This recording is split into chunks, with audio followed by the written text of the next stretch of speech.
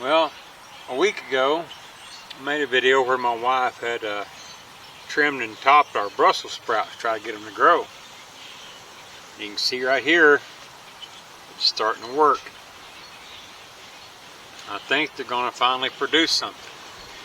But then again, we got one we missed that's starting to bolt. See the seed head?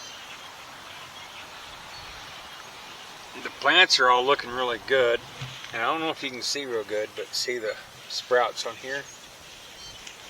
Looking pretty good. There's another one with the top still on it. It looks like it's trying to bolt. It's a little bitty plant, so I don't know, guys. And this one is a decent looking plant. It has little tiny buds.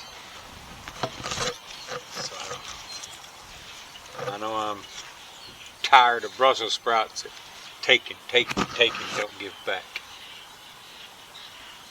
Anyway, while we're here, I wanted to show you real quick. This is some oregano we moved out of another patch.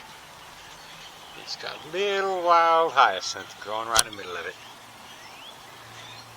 Pretty cool name, huh? Hyacinth oregano. Have a good one, guys.